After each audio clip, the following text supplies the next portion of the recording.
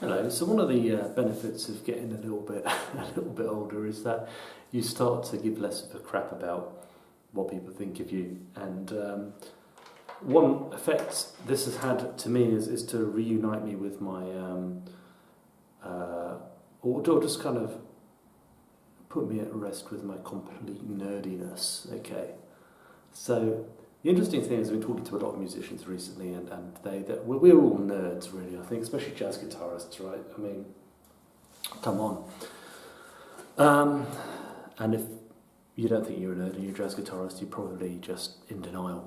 So here's the thing. I started off music as a kind of, well, let's say that I was not the most athletically inclined youth. So inevitably I was drawn into playing things like playing Dungeons and Dragons, which is what everybody was doing, my friends were kind of involved in that sort of thing. So I suppose by default I got sucked into that. And then I've been talking to a lot of musicians recently. It turns out that has also been their experience, that they were doing that kind of stuff, and then they got interested in music because that's something they could be obsessive about and spend all their money on, but it was socially acceptable and also brought with it the possibility of actually meeting girls and so forth. So the music thing replaced the role of these sorts of nerdy pastimes in my life and has led to my career, such as it is. But of course, the clock rolls by and here we are, and then everybody realises that they've been through this kind of nerdy stuff, because all the people who are out there sort of, creating stuff, doing art, writing TV shows such as, for example, Stranger Things and so on and so forth, have been looking back into the past and going, oh yeah, this is what we used to do when we were a kid, when we were kids. So, so here we are. Anyway, you'll also notice I've got a vaguely Tolkien themed T-shirt on today, which is part of the vibe. So, I mean, the thing is that, I was watching this video by Adam Neely, and in which he just plays every possible combination. Well, it's not every possible combination, but it's, most of the reasonable combinations that you could play of the, of the major scale, just the major scale. He hadn't done the other scales, and it took him like hours, like 5 hours or something, to do all of it, and it's just ridiculous. Perhaps it wasn't the most optimised practice of it, but that's a long time to spend just practicing scales. And I don't actually think even the extraordinarily highly motivated musicians in New York actually practice that way. So this sort of made me think, how would you practice your scales? How would you make sure that you weren't getting away with certain just not practicing certain things that you don't really know? And I thought, well, it's quite nice to embrace the power of random chance, right, of chaos in your practice, because, music in the real world is chaotic. You might want to play a particular combination of notes that might just come up. Somebody might play something, you play it back. There's all kinds of contingencies which aren't pre-planned in this music. So I was thinking, well, it might be nice to generate random numbers somehow. And then, of course, I went, I thought, well, you could do it through a spreadsheet, but that's kind of dry, isn't it? And then I thought, you get these multi-sided dice, right? These sorts of things, which, I used to play our stupid nerdy games with. Except they're, I'm sure I've offended a load of people who continue to play role-playing games by saying they're stupid nerdy games, but hopefully they'll appreciate that I'm saying that from a point of view of love rather than a point of view of anything else. By the way, I actually know some jazz musicians who continue to play Dungeons and Dragons to this very day, so that's another story. Yeah, so here we are. So, I think throwing dice, there's something nice about the physical act of throwing dice, and they just do say that you should always gamify your practice. I just don't know if they meant quite like this. By the way, I've been watching a few YouTube videos of people who do sort of this kind of stuff now, and they all seem to be people of about my age, so I think maybe it's a generational thing. Maybe the younger generation are all kind of playing Call of Duty 16, whatever it is now. There's a certain window in time where these sort of games were popular because the video games hadn't advanced to the point where they were actually, the graphics were any good. So I think this is sort of passed from being something which is kind of a bit nerdy and a bit weird to something which is nerdy but kind of quaint and charming. Maybe, I don't know, maybe I've got the cultural reference points all wrong, but anyway, I'm going to throw some dice. So, you can imagine that these dice might be useful for all kinds of applications in your practice, but in this case I want to use them specifically to practice scales. So I'm going to use a 12-sided dice. This purple one is going to indicate what key. Unfortunately I wasn't able to get music dice. They do exist, but they come in like sets of 8 and they're quite expensive, and also they have to be imported. So I'm just going to use a sort of lookup table or whatever, you know, each number will represent a different key. Then the position, that's more straightforward, that'll be this multicoloured die here, so 2d12, as you might say in the old manuals or whatever, and also lookup tables and things, classic D&D, right, you know. So I'm kind of enjoying this. I think we'll use, well, how many types of scales have we got? Well, let's keep it to major, minor, and be harmonic minor and melodic minor. So we're going to use a normal dice, a 6-sided dice, and we're going to go 1 and 2 is major, 3 and 4 it's melodic minor, 5 and 6 is harmonic minor, that way around. Finally, we're going to use this 8-sided dice to tell us what interval we're going to play it in, right? So, I'm going to throw these dice together. Unfortunately, I don't have a dice cam, so I'm going to have to read out the results. Okay, there we go. Let's throw that again. Great, okay, so there we go. So, purple dice says 2, which is the key of D, or the tonic is D. Second position, 5, which means it's the harmonic minor, and we're going to play it in 6th, so we need to play D harmonic minor in 6th and second position. Obviously position might be a little bit flexible, so let me just play up and down. Turn it down a little bit, it's very echoey in here.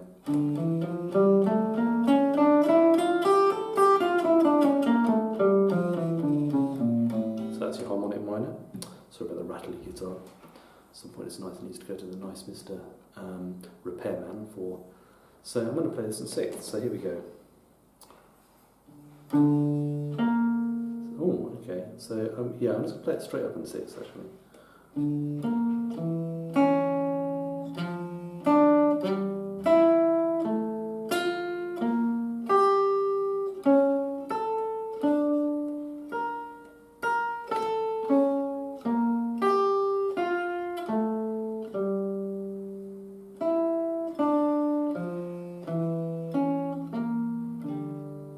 Okay, that's nice. So, I mean, there you go. I wasn't totally sure about that, so that was quite tricky.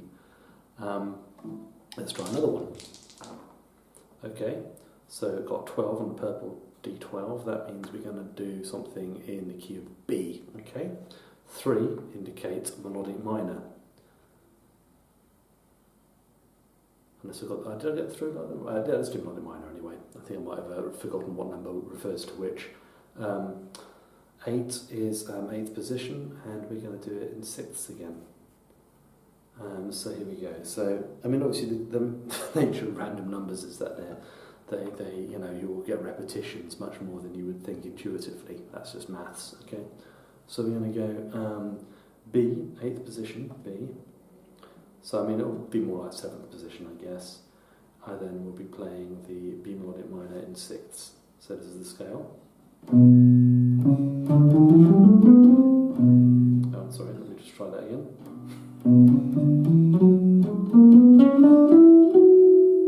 So let's try keeping it 7th actually.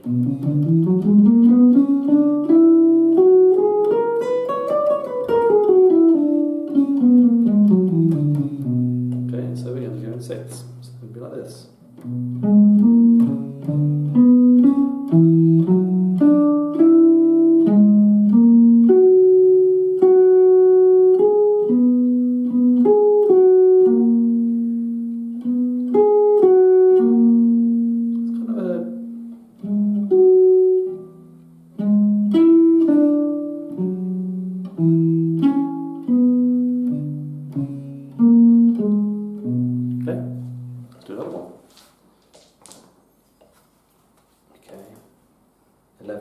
B flat, and the position die is on 1, which is first position, of course, thirds, and we're going to do the major scale, so it's going to be B flat, first position.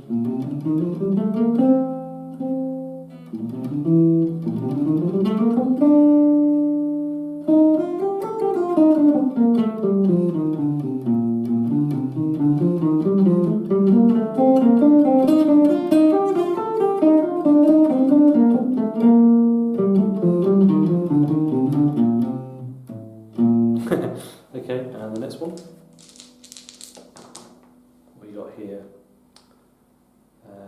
Okay, so the key is C, no sorry, B, it's a 12 again, and as I say, the random numbers are counterintuitive. The position die is 3, so it's third position, interval fifth, and it's a 5, which means that we're doing melodic minor and fifths, third position in B.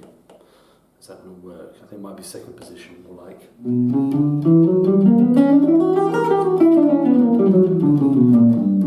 Have to use your sort of judgment a little bit.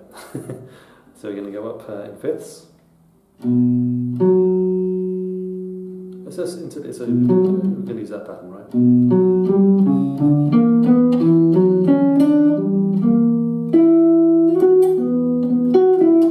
Excuse me, there's a bit of a.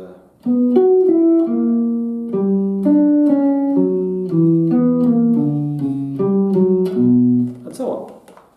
So I think this is an excellent way of just testing your knowledge. Of course, if you find yourself, things coming up that you can already play, you can always re-roll. So here we've got, let's see, key is 9, so that would be from C, 1, 2, 3, 1, 2, 3, 4, 5, 6, 7, 8, 9. A flat, right? A flat in first position, and it's in fourths. And it's a harmonic minor, so it's an A flat harmonic minor in fourths in first position. Tricky. Let me see if I can get it.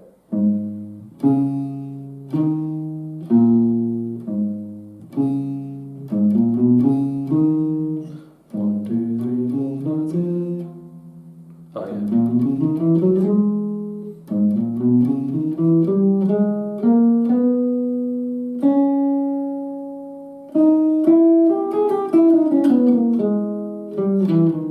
I'm not so familiar with that one, right? So fourth.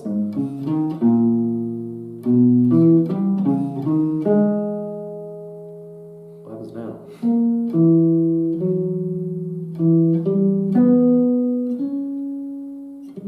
I see, I'm not very good at that. Right, so let me see. So.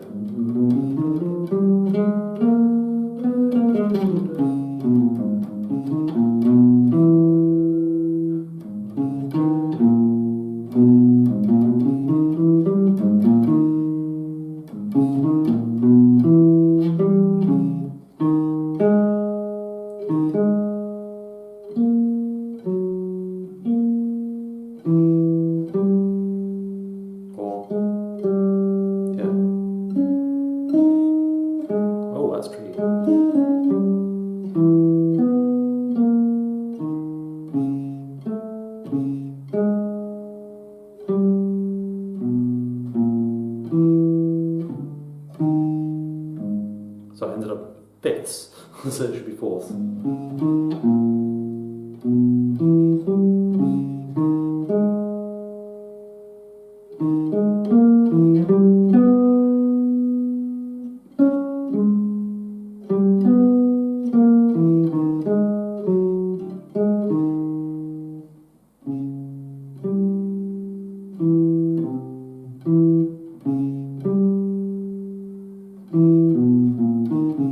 That's really hard. So right away, I mean, just by, there's a few which I found a little easier than that, but there are gaps in my knowledge that I start to reveal just by randomizing things, and then it's a matter of just, perhaps writing those down and targeting those in practice so you can use practice time efficiently. But this is a good way of assessing the things that you're not very good at. Anyway, you could use these dice to symbolize anything, basically, in your practice, and I'll probably be using them a lot. For example, I might use them for ear training, so I roll a D12 or whatever and I sing a random note. If I roll another one, then I could sing that other note over a static chord, sort of as an ear training thing, or I could use them to represent intervallic structures for chords or things I could run through scales. The possibilities are endless, but I just thought I'd demonstrate it on that simple thing which most of us probably practice, scales and intervals and so on. So I hope you find that interesting and useful as an idea. I always think it's cool to come up with sort of funny and creative ideas for practice, because practice is meant to be fun, and I think anything that turns it into a bit of a game can be quite enjoyable. Anyway, thanks for watching, and leave your comments below. Thanks.